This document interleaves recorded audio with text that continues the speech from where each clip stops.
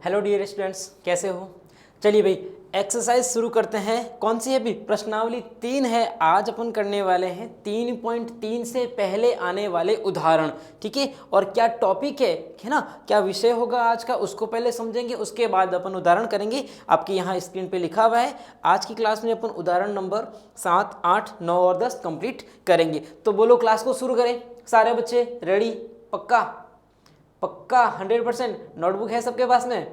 देख लो, है ना। नोटबुक लेके बैठना भी है ना, थोड़ी ईमानदारी से नोटबुक लेके बैठेंगे और अपनी बुक जो है उसको भी साथ में लेके बैठो। हालांकि क्वेश्चन यहाँ पे है, लेकिन आप लोगों को थोड़ी ईमानदारी रखनी है, पढ़ने में थोड़ी सी आपको ईमानदारी रखनी है। चलिए, आज का आपका टॉपिक क्या है कि एक रेखिक समीकरण युग्म को हल करने की बीजगणितीय विधि। देखिए, इससे पहले हमने रेखिक समीकरण जो युग्म बनता था उसे अपन ग्राफ मेथड से सॉल्व करते थे, है ना। ग्राफ से अपन सॉल्व करते थे। अब भाई मुझे बीजगणितीय विधियों की जरूरत क्यों पड़ी? कहाँ गड़बड़ हो गई भाई? इस ग्राफ में कहाँ गड़बड़ हो गई? तो गड़बड़ बस इतनी सी हो गई है कि क्या करें कि जिस तरह से अपन जब ग्राफ बनाते थे, तो यहाँ वैल्यू 1, 2, 3 ऐसे करके लिखते थे। समझ में आया? ऐसे करके वैल्यू लिखते थे। और जहाँ जैसे मान लीजिए यहाँ 2 लाइन कटती है तो यहाँ आपका आंसर बनता है। जैसे मान लीजिए 2 आंसर बना, यहाँ कुछ और आंसर बनाया। लेकिन ये ग्राफीय विधि भाई तब फेल हो जाती है, तब थोड़ी अपने को तकलीफ होती है। कब? जब तकलीफ होती है जब भाई आंसर जो है बट्टे में आए। जैसे मान लो ऐसे लिखा हुआ है 3/4 इस तरह का आंसर है ना, एकदम आपके पूर्णांक नहीं आए, है ना, एकदम आपके पूर्णांक नहीं आए, अंक नहीं बनेगा, तब गड़बड़ हो जाएगी भाई। ऐसे बट्टे में वैल्यू आ गई तब अपन कहाँ जाएंगे, ऐसे रूट के अंदर वैल्यू आ गई तब अपन कहाँ जाएंगे। तो भाई कहता है इसके लिए अपन बीजगणितीय विधियां लेके काम में आते हैं। सबसे पहली जो बीजगणितीय विधि है उसे अपन आज समझेंगे। विधि का नाम है प्रतिस्थापन विधि। प्रतिस्थापन विधि मतलब समझ लीजिए, प्रतिस्थापन का मतलब होगा भाई एक जगह पे स्थापना करनी है, एक जगह पे स्थापना करनी है। कैसे क्या स्थापना करनी है? क्या तिलक लगाना है, क्या नारियल फोड़ना है? वैसा कुछ भी नहीं करना है, वैसा कुछ भी नहीं करना है। एक उदाहरण के माध्यम से अपन इसको समझेंगे कि भाई प्रतिस्थापन विधि है क्या। मैं आपको थोड़ा सा मोटा मोटा बताना चाहूँ तो बस ये होगा कि आपको 2 समीकरण जैसा कि देते थे पहले भी, आपको 2 समीकरण दिए हुए होंगे। करना क्या है, इन दोनों में से समीकरणों को आपको पहले तो इन्हें देखना है और फिर ऐसे समीकरण को सेलेक्ट करना है, चुनना है जिसमें या तो आपको x अकेला दिखे या फिर आपको y अकेला दिखे। ऐसे समीकरण का आपको चयन करना है। उसके बाद क्या करना है, चयन करने के बाद जैसे मैं कह रहा हूं, यहाँ ये जो सवाल लिखा है पढ़ लीजिए। कह रहा है प्रतिस्थापन विधि द्वारा निम्न रेखिक समीकरण युग्म को क्या करना है भाई, हल करना है। इस बार आपको ग्राफ बना के नहीं दिखाना है, इस बार ग्राफ बना के आपको नहीं दिखाना है। तो करें क्या शुरू? बोलो सारे बच्चे रेडी हो? आज का पहला क्वेश्चन है भाई हल। क्या कहें, समीकरण दे रखा है 7x - 15y = 2, ये पहला समीकरण है। दूसरा कहता है x + 2y = 3, ये दूसरा समीकरण है। हमें क्या करना है, जिस समीकरण में x या y का मान अकेला हो, है ना, जिसके गुणे में कुछ ना हो, उसे सॉल्व करना है। जैसे यहाँ से मैं समीकरण 2 को लूंगा क्योंकि यहाँ पे x अकेला पड़ा है। तो मैं क्या कर रहा हूँ, समीकरण 2 से, और जो अकेला है उसे अकेला करो। समीकरण 2 से x का मान अपन निकालेंगे। कैसे निकालेंगे? देखिए, समीकरण 2 कहता है x प्लस में 2y बराबर में कितने कहता है 3। ये x का मान का मतलब ये है x को अकेला कर दो भाई, इसकी किसी से नहीं बनती, इसको अकेला करो। तो x बराबर इसके साथ में 2y है, इसको तुम भगा दो यहाँ पे, ये बनेगा 3 के साथ में माइनस का 2y। माइनस का क्यों बना पता लगा आपको? क्योंकि मैं इसको पक्षांतरण कर रहा हूँ। ये x अकेला हो गया है, ये x अकेला हो गया है, बिल्कुल। ये इसे क्या कहेंगे अपन, समीकरण नंबर 3। अब क्या करना है कि जहां से आपने x को उठाया है, x का मान उसके अलावा दूसरे समीकरण में रखिए। जैसे मैंने x का मान कहां से उठाया, समीकरण 2 से उठाया, तो अब इस x का मान समीकरण 1 में रखेंगे। समीकरण 1 में जहां से मान उठाते हैं उसके दूसरे वाले समीकरण में अपन ये मान अपन रखते हैं। तो क्या करें, x का मान जो है मैं कहाँ रखूंगा, समीकरण 1 में रखूंगा।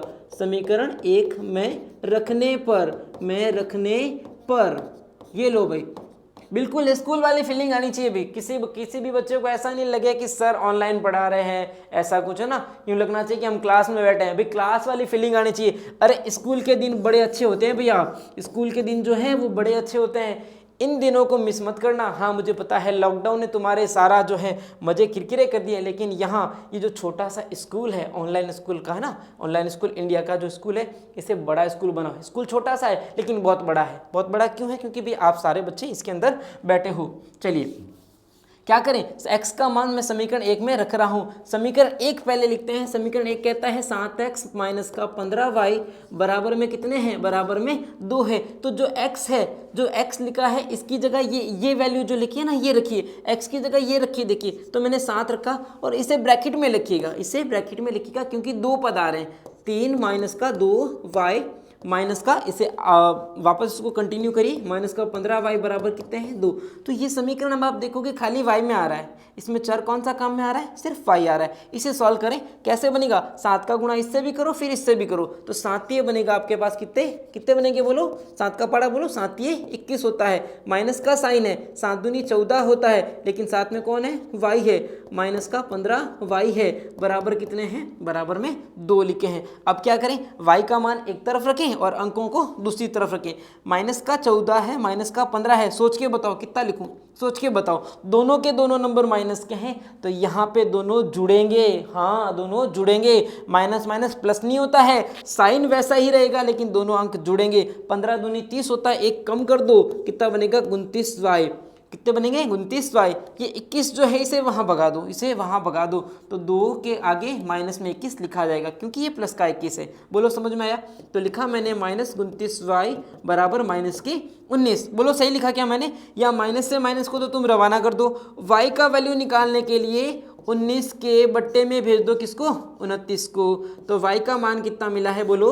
बोलो रे 19 बट्टे 29 y का मान मिला है। बोलो सबको समझ में आया क्या? कितना अच्छा समझाया मैंने?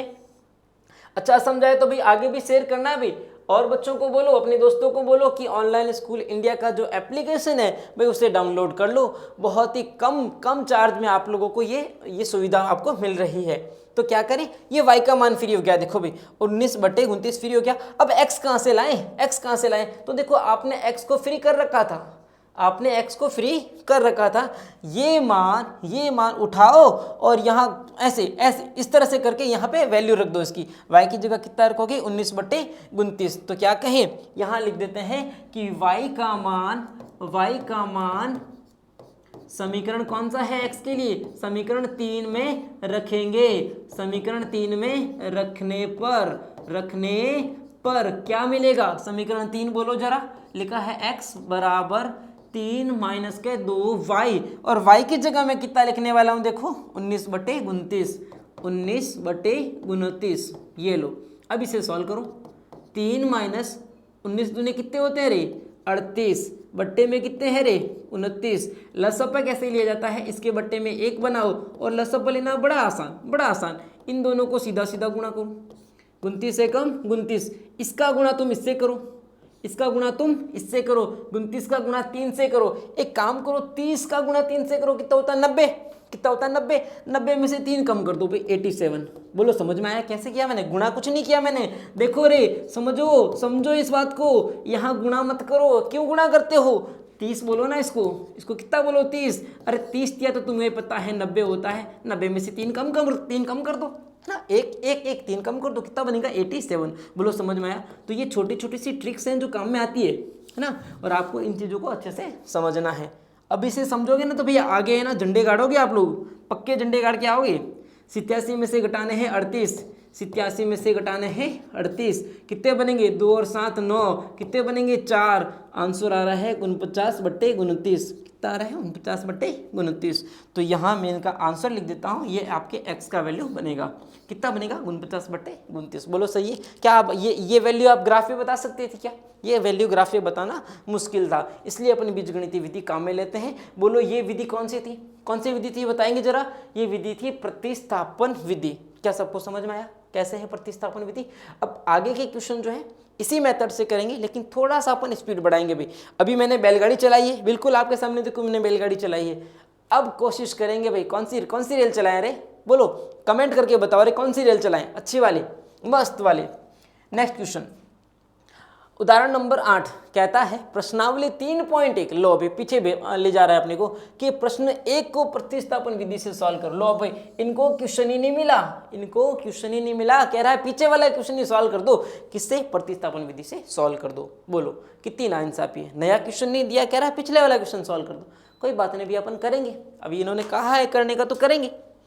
आफ्ताब वाला भी, आफ्ताब अपनी, ये 3.1 का सवाल है ना, 3.1 का क्वेश्चन नंबर 1 है। कहता है आफ्ताब अपनी पुत्री से कहता है, तो वो लास्ट वाला क्वेश्चन है, मैं इसको जल्दी से करूंगा। यहाँ दो जनों की बात हो रही है, एक तो आफ्ताब की बात हो रही है और दूसरा उसकी पुत्री की बात हो रही है।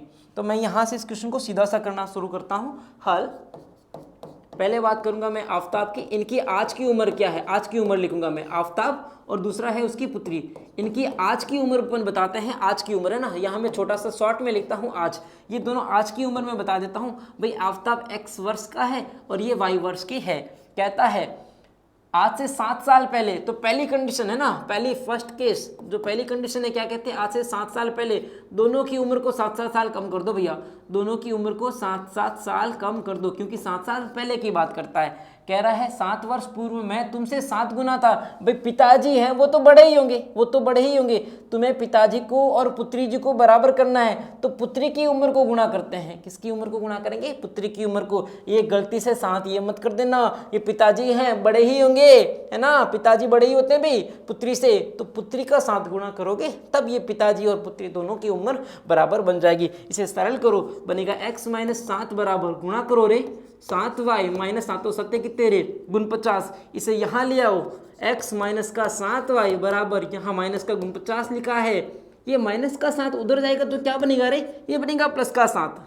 बना है x - 7y बराबर माइनस के कितने रे, माइनस के 42। बोलो सबको समझ में आया क्या रे? वैसे ये सवाल अपन पहले कर चुके हैं, है ना, तो इतने हेडेक मत लेना, सर मत खुजाना, सर मत खुजाना रे।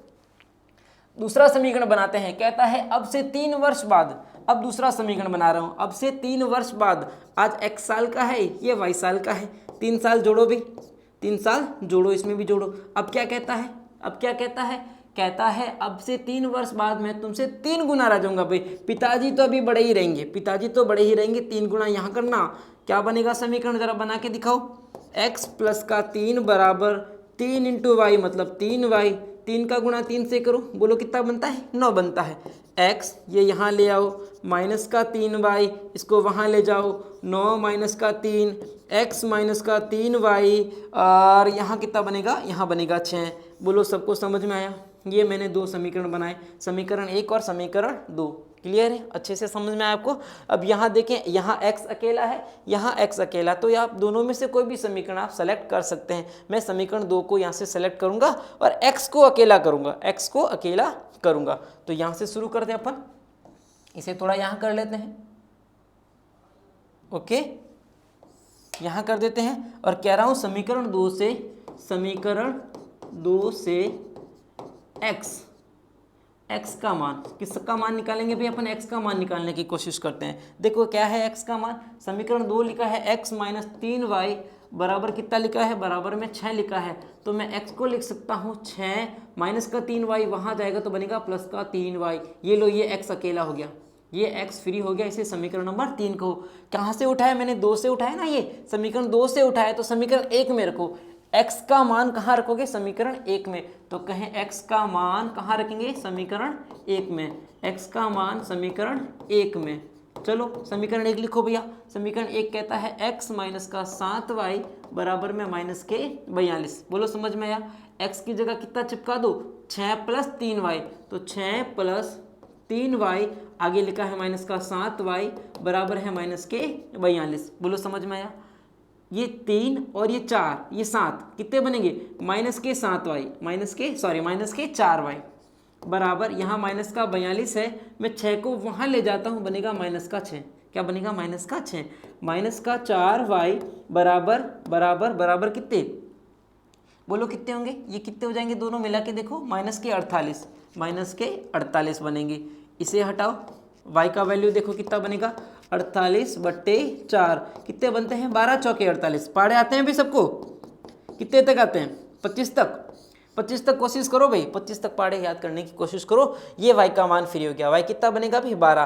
भाई 12 कौन था, 12 पुत्री थी। y कौन था, y पुत्री है। तो भाई ये पुत्री की उम्र कितनी है, आज की उम्र है ना। ये 7 साल पहले की नहीं है, 3 साल बाद की नहीं है, आज की उम्र है। आज बेटी कितने साल की है रे, बता दो बेटी कितने साल की है। ये 12 वर्ष की है भाई, 12 वर्ष की है। तुम्हारी हम उम्र है भाई, तुम्हारी तरह है, 10वीं क्लास में पढ़ती है भी, है ना। 12 वर्ष की है। तो बताएं भाई इनके पिताजी कितने साल के हैं, आज इनके पिताजी कितने साल के हैं। तो ये y का मान कहाँ रख दो, कहाँ रखोगे बोलो।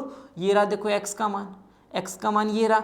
ये y बराबर 12 कहाँ रखोगे, यहाँ पे, तो x फ्री हो जाएगा भाई। तो क्या कह रहा हूँ, y का मान समीकरण 3 में रखेंगे, समीकरण 3 में रखेंगे। अरे बोर तो नहीं हो रहे हो रे, बोलो रे, बोर मत होना, बोर मत होना।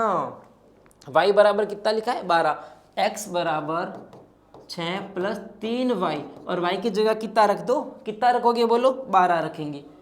क्या सबको सरल करना आता है, 6 प्लस बोलो रे 12 तीय कितने होते हैं रे 36, 36 और 6 बोलो कितने होते हैं 42। यानी कि पिताजी जो हैं वो आज 42 वर्ष के हैं। बोलो सबको समझ में आया। आज बेटी कितने साल की है भाई, 12 साल की है, और पिताजी कितने साल के हैं, 42 साल के। बोलो सबको समझ में आया। तो उदाहरण नंबर 8 यहाँ पे कंप्लीट होता है। इसको जल्दी से नोट डाउन करें। चलिए आगे बढ़ते हैं उदाहरण नंबर 9 की तरफ। क्या है उदाहरण नंबर 9, कहता है आइए भाई सब आइए, सब जने आ जाइए। आइए अनुच्छेद 3.3, ये अनुच्छेद लिखा है कि उदाहरण 2 को लें। भाई पीछे की बात कर रहा है ना, पीछे की बात कर रहा है। ये लाइन को थोड़ा छोड़ दो, तुम्हारा क्वेश्चन यहाँ से शुरू होता है, यहाँ से क्वेश्चन शुरू होता है। कह रहा है कि 2 पेंसिल और 3 रबड़ का मूल्य तो 9 रुपये, 4 पेंसिल और 6 रबड़ का मूल्य 18 रुपये है। प्रत्येक पेंसिल और रबड़ का मूल्य आपको ज्ञात करना है। ये सवाल अपन पीछे कर चुके हैं, लेकिन फिर से ट्राई करते हैं, है ना। प्रतिस्थापन विधि से करते हैं हल। पहला समीकरण, सबसे पहले अपन ये माने कि भाई रबड़ कितने रुपए की, पेंसिल कितने रुपए का। तो भाई हमने ये माना एक पेंसिल और एक रबड़, इनकी क्या रेट है भाई, कितने रुपए में आता है। मैं वो यहाँ लिख देता हूँ, मैं मानता हूँ भाई पेंसिल तो आती है भाई x रुपए की, पेंसिल कितने रुपए की आती है, x रुपए की, और रबड़ कितने का आता है, y रुपए का। अब कहता है 2 पेंसिलें ले आओ भाई, 2 पेंसिलें ले आओ और 3 रबड़ ले आओ, और 3 रबड़ ले आओ। कितने रुपए लगेंगे भाई, जेब में 9 रुपए होने चाहिए। ये बनेगा समीकरण नंबर 1। ये क्या बनेगा, समीकरण नंबर 1। इसी तरह से दूसरा समीकरण देखें। दूसरा समीकरण क्या है, 4 पेंसिल है इस बार, तो 4x प्लस रबड़ 6 है भाई, 6y बराबर रुपए कितने लगेंगे रे, 18 रुपए लगेंगे। ये बना समीकरण नंबर 2। बोलो सबको समझ में आया, अच्छे से सबको समझ में आया। अब कैसे सॉल्व करा जाए, ये भी x अकेला नहीं है, ये भी अकेला नहीं, ये y अकेला नहीं, y अकेला नहीं, तो कहीं से भी आप इसको सरल कर सकते हैं। किस तरह से करा जाए, तो यहाँ देखें पहले आप अगर ये देखें कि इनमें से सब में 2 का भाग जाता है, सब में 2 का भाग जाता है, तो क्या करें, सब में 2 का भाग दे दें क्या, सब में 2 का भाग दें। चलिए इससे पहले कुछ और समझते हैं अपन, कि 2 का भाग मैं क्यों नहीं दे रहा हूँ, आपको कुछ समझाते हैं। मैं काम करता हूँ यहाँ से समीकरण 1 से x को फ्री करता हूँ, तो समीकरण 1 से x फ्री कर रहा हूँ। समीकरण 1 से मुझे पता है ये कट रहा है, लेकिन मैं जानबूझ के काट नहीं रहा हूँ। इसका कारण क्या है अभी आपको समझ में आएगा। समीकरण 1 से x फ्री कर रहा हूँ भाई, x का मान। बोलो समीकरण 1 क्या है रे, 2x + 3y बराबर कितने हैं, 9 है।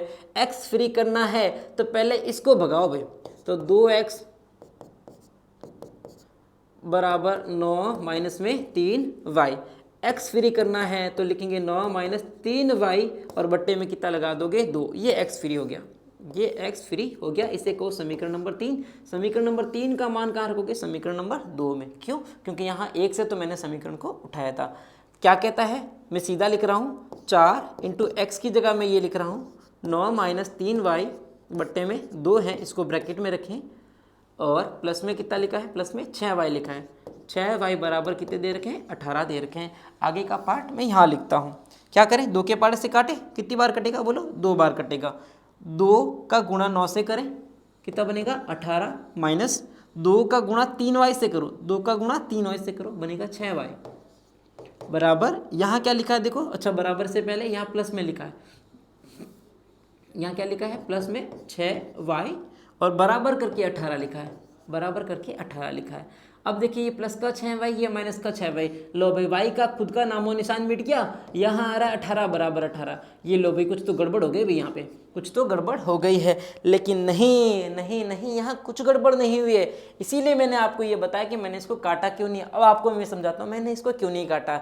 देखिए यहाँ y का खुद का मान ही कट गया, y का खुद का मान ही कट गया। क्यों कटा? समीकरण 2 को अब वापस देखिए।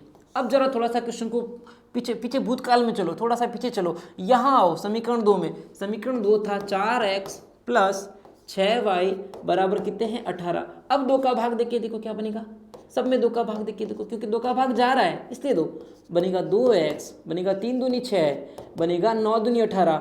अब जरा सोच के देखो, अब जरा तुम घोर से देखो भाई, इस समीकरण को देख लो तुम, इस समीकरण को देख लो और इस समीकरण को देख लो।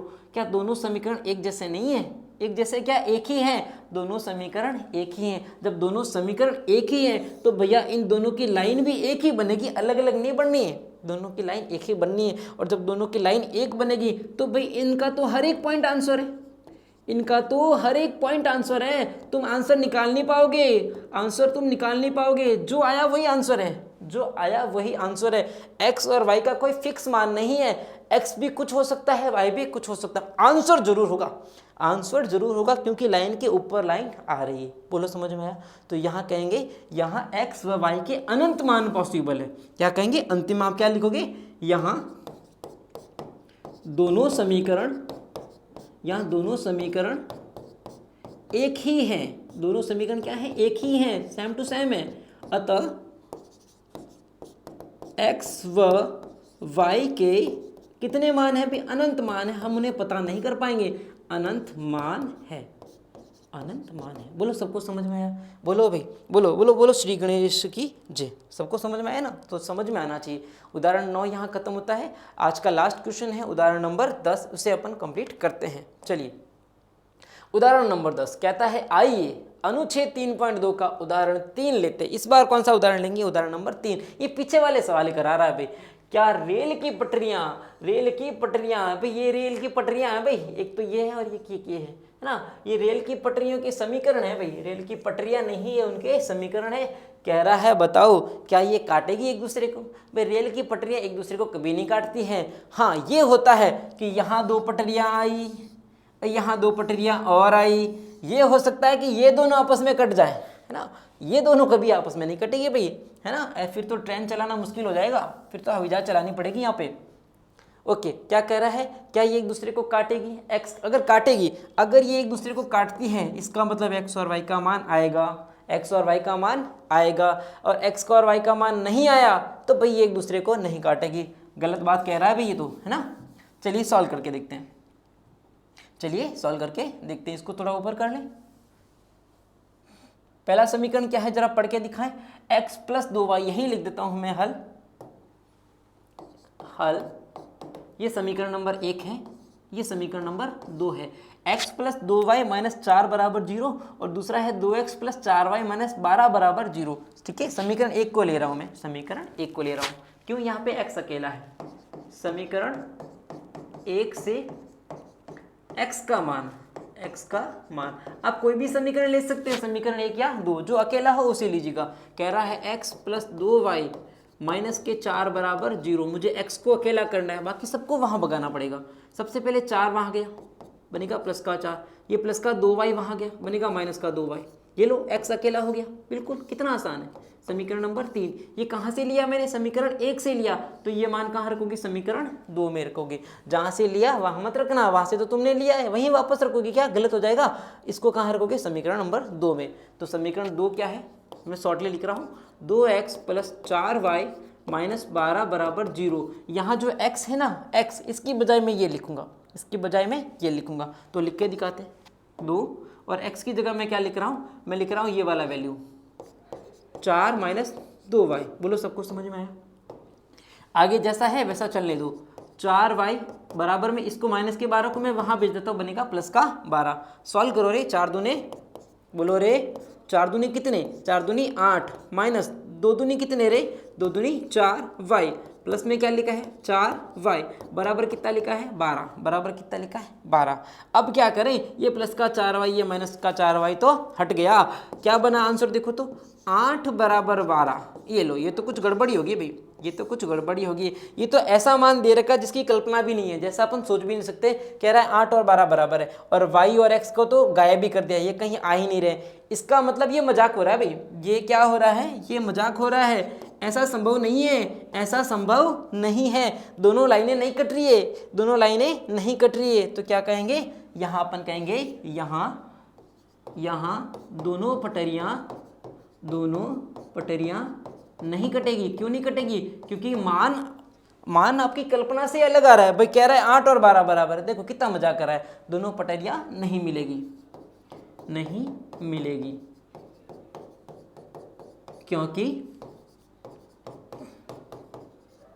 क्योंकि मान असंभव है। बस आप इतना लिख देंगे, आपके पूरे मार्क्स आ जाएंगे। वैसे ऐसे क्वेश्चन आपको नहीं देंगे, आपको क्वेश्चन 100% वही देंगे जहां लाइनें कटती है। बोलो सबको समझ में आया? तो बोलो क्या आज की क्लास का समापन करें क्या सारे बच्चे? बोलो, ये मैंने 4 क्वेश्चन कराए, ईमानदारी से बताना भी कितने बच्चों ने नोटबुक में इन सारे क्वेश्चन को नोट कराए, ईमानदारी से, है ना।